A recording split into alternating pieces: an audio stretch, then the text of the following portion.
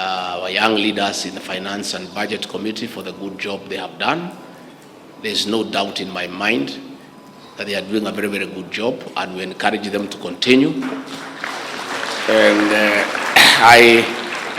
the other day I looked for Honorable Kimani, because as he was trying to explain the whole scenario, he was getting in trouble with a few Kenyans, and I called him to assist him in managing the communication, because what he was saying is right, and will continue doing so.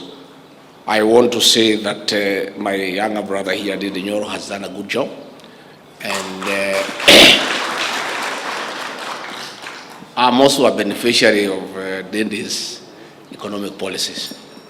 When I was preparing to go for the running debate with Martha Karua, it is the Honorable Dende Nyoro who sat me down and gave me a few tips on matters economy.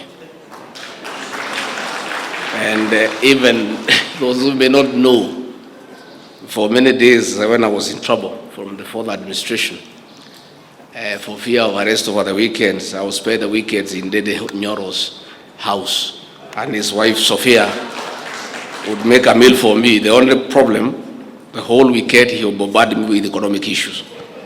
So we want to encourage our young people to continue working for this country, and I want to request the Leader of Majority kindly help us to fast track the coffee bill and the Cooperative Act amendments, because what the President has talked about, the issues we are having with the cooperative sector.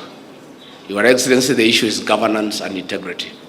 Even as we waive the debts, the cooperative officials who are elected, that's where the problem is.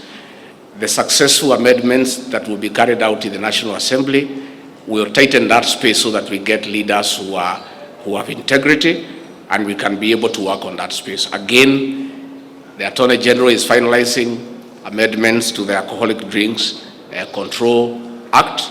We again ask the National Assembly, when that time comes, to help us to push it through so that we can bring sanity to that space.